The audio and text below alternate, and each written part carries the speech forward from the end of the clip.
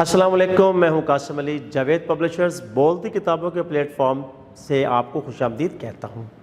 آج کا ہمارا سبق ہے زینہ اردو درجہ چہارم کا سبق نمبر 10، صفائی میں صحت ہے۔ جی ہاں، صفائی میں صحت ہے۔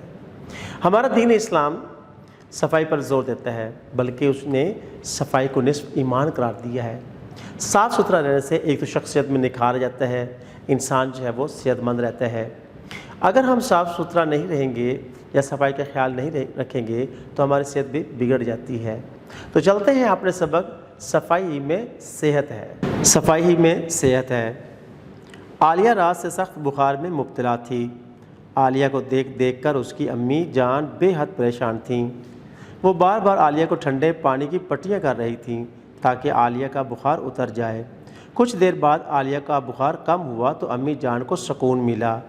امی جان صبح عالیہ کو ڈاکٹر صاحب کے پاس لے گئیں۔ ڈاکٹر صاحب نے اس کا چیک اپ کیا اور پوچھا، عالیہ بیٹی آپ نے کل کیا کھایا تھا؟ عالیہ نے بتایا کہ اس نے گزشتہ روز اسکول سے واپسی پر راستے میں کھڑی ریہڑی سے آلو چنے کھائے تھے۔ ڈاکٹر صاحب بولے، بیٹی آپ جانتی ہیں کہ بازار کی بنی اکثر چیزیں ناقص مال سے تیار کی جاتی ہیں اور ان کی تیاری میں حفظان صحت کے اصولوں پر ذرا بھی توجہ نہیں دی جاتی۔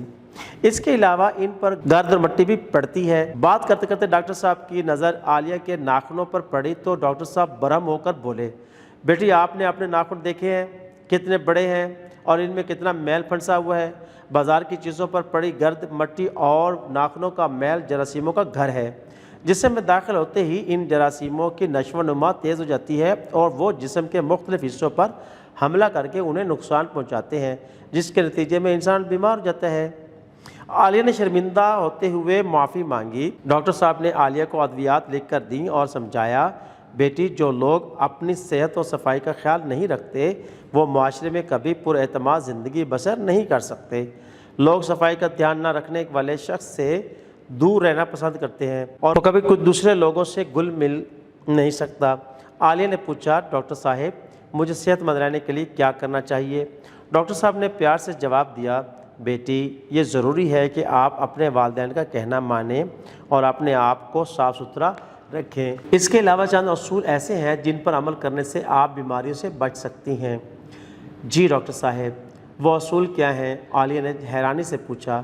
ڈاکٹر صاحب نے جواب دیا، بیٹی ہمیشہ کھانا کھانے سے پہلے اور بعد میں اپنے ہاتھ صابن سے اچھی طرح دھوئیں۔ صبح و شام اپنے دانت صاف کریں اور ہر روز نہانے کی عادت اپنائیں۔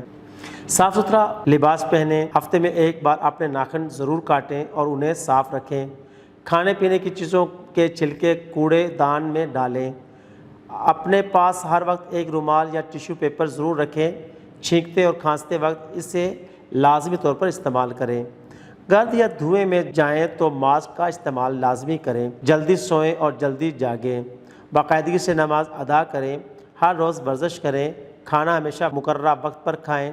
پیٹ بھر کر نہ کھائیں۔ جب تھوڑی بھوک باقی ہو تو کھانا چھوڑ دیں۔ کھانا کھاتے وقت نوالا خوب چبا کر کھائیں۔ ریہڑی یا ٹھیلے والوں سے گلی سڑی چیزیں لے کر مت کھائیں۔ پھلوں اور سبزیوں کا استعمال زیادہ کریں۔ اگر آپ ان باتوں پر عمل کریں گی تو انشاءاللہ تعالی ہمیشہ صحت مند اور تندرست رہیں گی۔ عالیہ نے ڈاکٹر صاحب سے وعدہ کیا کہ وہ آئندہ ان کی بتائی ہوئی تمام باتوں پر عمل کرے گی۔ ڈاکٹر صاحب نے پیار سے عالیہ کے سر پر ہاتھ رکھا اور مسکرانے لگے۔ چلتے الفاظ معنی کی طرف۔